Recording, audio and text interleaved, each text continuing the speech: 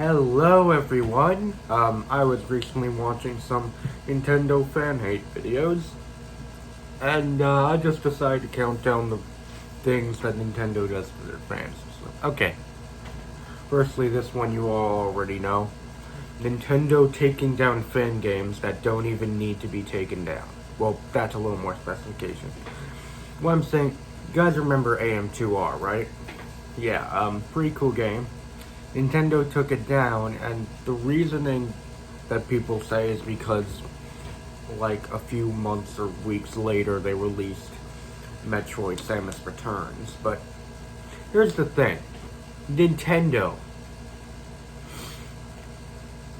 What would AM2R do to you if it was still up when Samus Returns was released?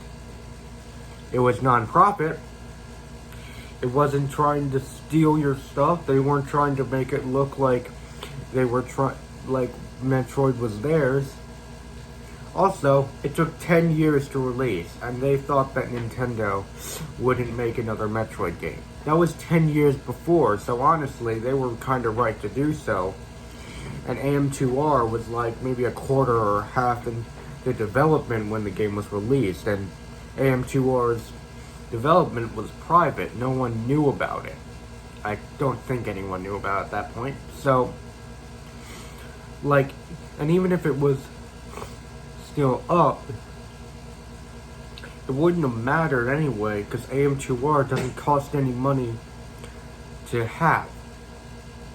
I mean, alright, so the next one is with the Edicons, and I'm probably going to talk about some things. I don't really hear that much of things other people talk about. Well, maybe I do. What I'm saying is that the Edicons were created to commemorate late YouTuber Etika, who had some mental sicknesses and took his own life in a suicide. Now, someone named, I forgot his name, but I think it's like Captain something. I'm just gonna call him Captain right now.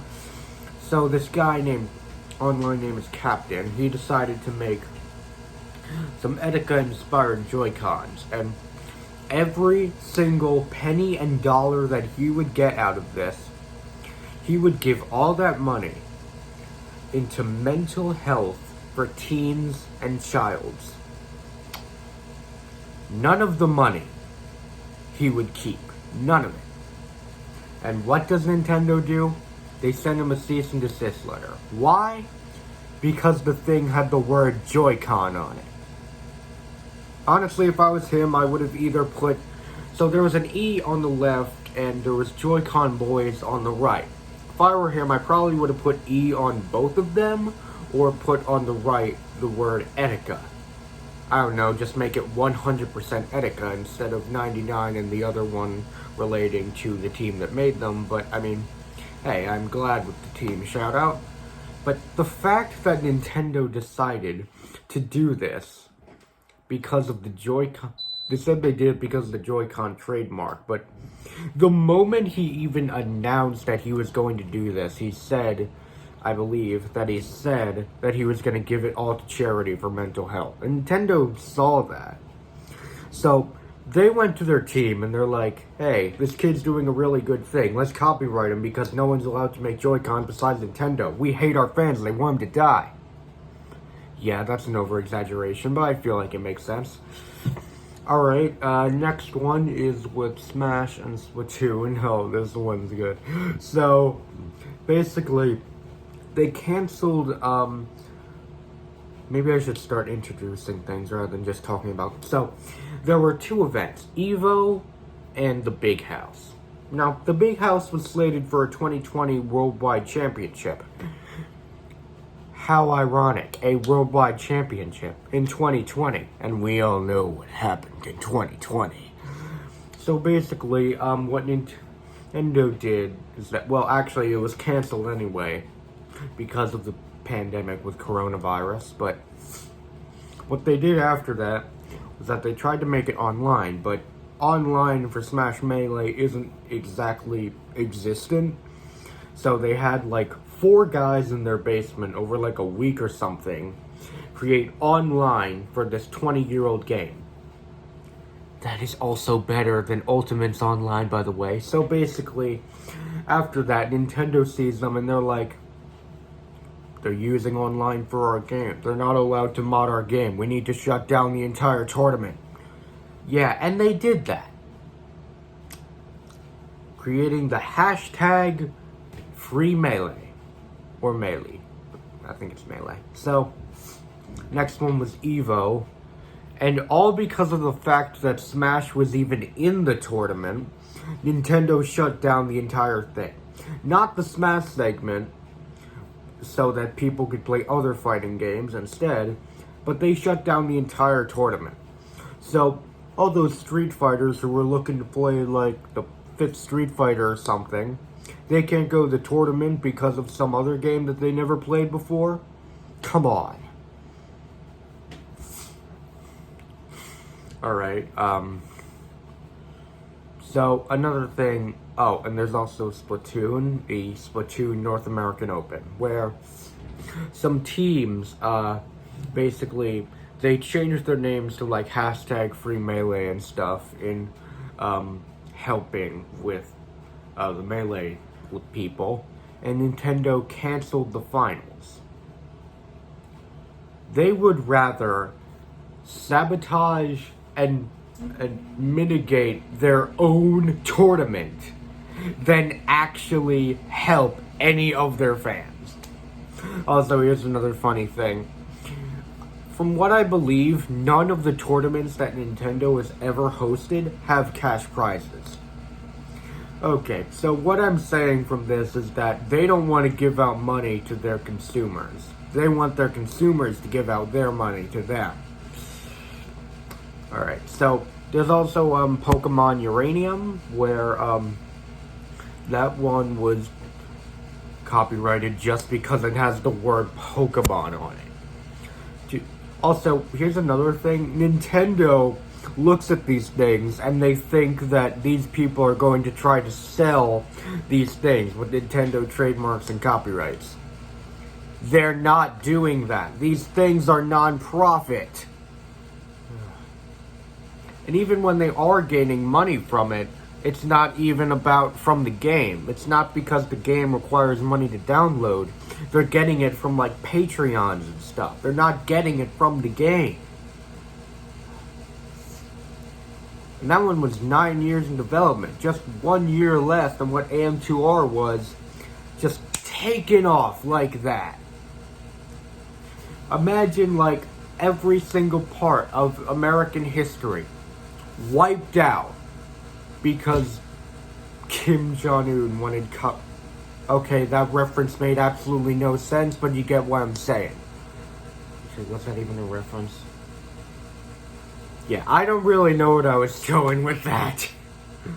What I was going to say is that every single part of American history is gone because an enemy nation would say that enemy is...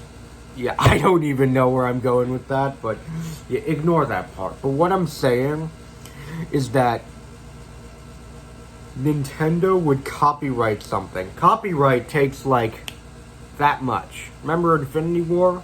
All that work that all the superheroes were doing? Gone in a snap. So yeah, that's basically what Nintendo is. It's Thanos. But they're snapping away the fun. So... Oh, this part I really wanted to get to.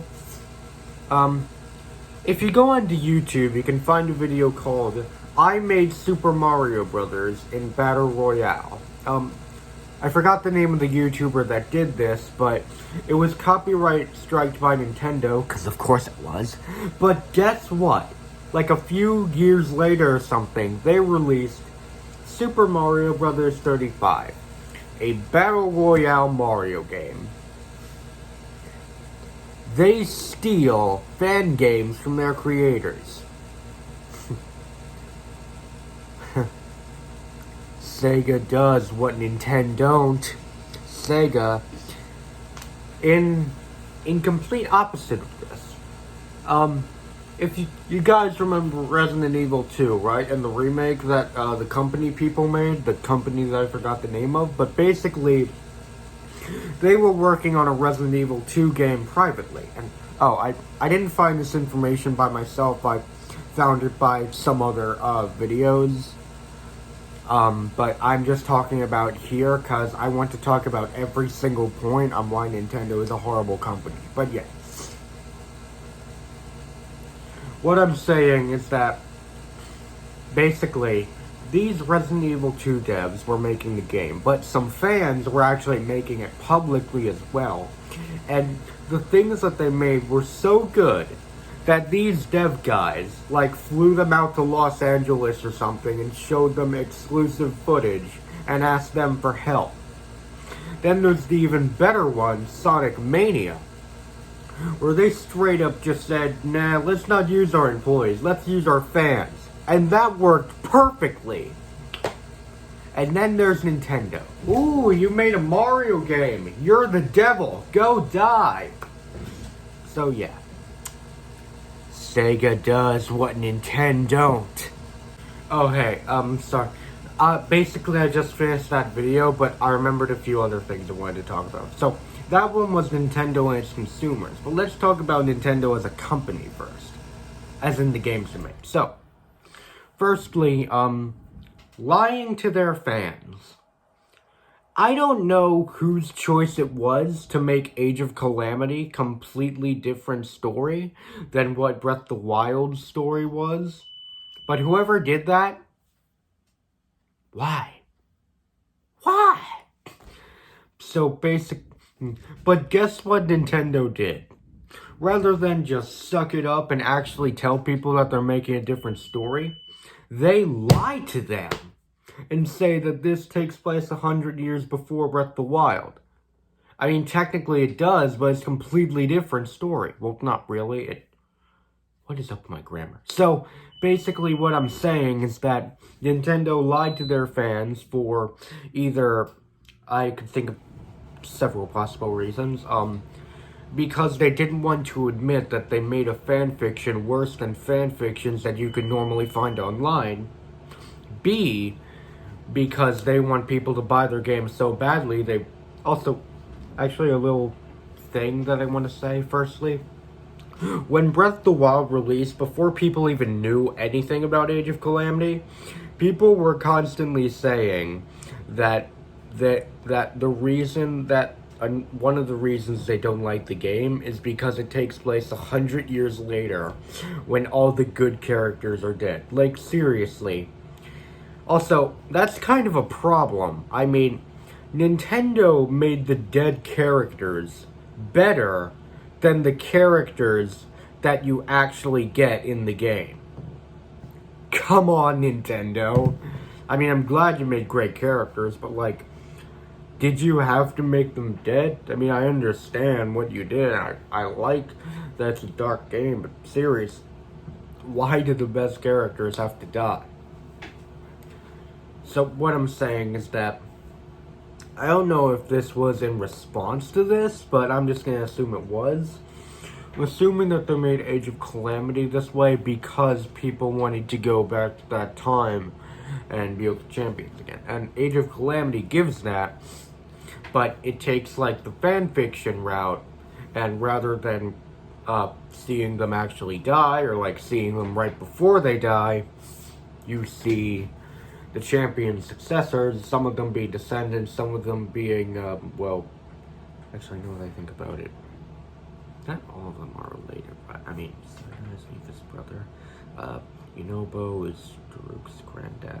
Okay, I'm getting off topic. So, what I'm saying is that the champion successors get released, and, oh, there's also Astor, but I don't know where he was during Breath of the Wild. Also, by the way, no one actually knows his name except for the people playing the game. Like, seriously, never announces it or anything. Okay, I'm getting way too off topic. So what I'm saying is that Nintendo lied about this game because, I don't know why. I mean, if they wanted to give people a chance where the champions could live, why wouldn't they just say that? Though, now that I think about it, if they actually admit... If I were Nintendo, or like a Nintendo dev, or Eiji Aonuma, I would probably be pretty embarrassed to admit that I made a game which is essentially a fan fiction. So yeah, they lied about that, and it kind of got mixed reviews. Some people think it's bad because they lied about it. Some people think it's good because they just admire the game for what it is, a game. Oh, there are also people who are thinking that it changes Breath of the Wild. I think it kind of changes Breath of the Wild too, because, like, you remember that corpse from the first trailer? I don't think that's Ganondorf. I think that's Aster. So yeah. Next part, Pokemon. Oh, I'm going to love and hate this. So anyway, Nintendo, this is probably something you didn't even know, Pokemon fan game creators. Nintendo actually creates several other titles to make sure that they have authority to shut down your fan game. Nintendo is barbaric. I mean, seriously, you want to make a Pokemon Delta Emerald game? You can't, because Nintendo has that name already listed as its trademark, but they're never going to make that game because they use that name to take down your fan game because they hate you so much. Alright, next one. This has to do with voice actors. Now, there's a really weird rule with Nintendo that voice actors aren't allowed to use the character voices at all unless given permission by the company. From what I can see, they do this because they don't want people to say controversial things, but like, what? I mean, what does it matter what doesn't matter the kind of voice that I use? Like, seriously, I could use the voice of a fictional character that I'm not even the voice actor of, like, and that's fine. But if an actual voice actor does that, it's horrible. I mean, Charles Martinet is allowed to use the Mario voice whenever he wants, but like, my boy Master Koga can't just say that he's gonna kill you all to death and snip you. Okay, yeah, I'm sorry about that. But basically what I'm saying is that Nintendo not only hates its fans, they also hate their own employees. I mean, seriously, like, I imagined, like, I can actually imagine an alternate reality where Nintendo thinks that every bad choice they make is because of their employees. And, like, in this alternate reality, so Sean Chiplock is the voice of Best Burb Ravioli. So I saw a Zelda Universe interview with Sean, and he basically said that voice acting is basically the only reason that he can actually pay his bills and like live. So like, I imagined like an alternate reality where Nintendo says that every bad choice they make is because of their employees. So like, in this alternate reality I made in my head, due to the fact that people for some reason hate the English dub voices, I can imagine like that Nintendo in this reality would say to Sean and all the other voice actors that it's their fault. Obviously it isn't, it's an alternate reality which never happened, but like, it actually very sounds like a Nintendo thing to do. I think I forgot what I'm gonna say next. What is it? Okay, so let me try thinking again. Oh yeah, right. Just off topic for a bit. People say that the reason they don't like the English dub is due to the fact that the voices are weird. Let me tell you something about voice acting, pal. So, the voice actors are given like these instructor people, which tell them what to say and how to say it. Don't blame the voice actors. Blame the instructor people. Alright, so probably the worst thing Nintendo has done is just being a horrible company. I mean, like, they overpriced Mario All-Stars, then they sold it for a limited time so they can get that sweet, sweet money out of your pocket. Then, they made Pokemon Sword and Shield, and due to, Masuda's weird method of deciding to make a new Pokemon game every year, like, it was kinda unpolished and the trees look worse than Breath of the Wild somehow. There was also the fact that, they removed the, that thing from XY and Omega Ruby and Alpha Sapphire. I forgot its name, but it's a perfect thing. It's like an online thing which allow you to easily battle online. But like, wait. What I'm saying is that Nintendo not only sabotages its fans and sometimes treats their employees like trash, but they also sabotage their own games so that they can bust them out as quickly as they can and make the amount of money that they can. Also, by the way, Nintendo or Masuda or Pokemon Company, if you're watching this video, when I saw the trailer gameplay for Pokemon Legends Arceus, the first one, I thought that the trailer, the world of Legends Arceus looked a bit too empty.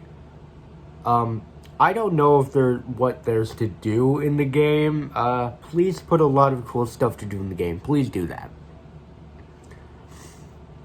Also, another little thing about Legends Arceus and Pokemon in general is that they never really change the game. I mean, seriously, watch an honest trailer video about Pokemon and you'll see that they're just gonna say that they're giving you the same game over and over again. While they are, the biggest change that they made right now, since far, was the Wild Area and the Wild Area DLC. So, with Legends Arceus, it's completely open world, hopefully, but basically what they're saying is that it's open world, but what I think really needs to change is the battle system. So, here's my dream Pokemon game. Take the open world physics and mechanics of Breath of the Wild, or Breath of the Wild 2 and stuff, and mix it with the battling of Pokken Tournament DX. Perfect Pokemon game. Right there. Nintendo won't do that. But you know who would make a perfect game for his fans? Sega. Because Sega does what Nintendo don't. Alright, that's the actual end of the video. I actually made 2 videos right now, but I'm going to splice them together using InShot. So yeah, I don't know if I'm going to make any more videos today because I'm going to Ocean City with my dad today. He's picking me up because my parents are divorced and I have 1 week with mom, 1 week with dad. So yeah. Alright, remember to mix it up. Oh, and by the way, if you're wondering why I don't wear my mask in so many of my recent videos, the mask can get quite itchy at times. It kind of makes it hard to breathe. But I'm still gonna wear it, obviously.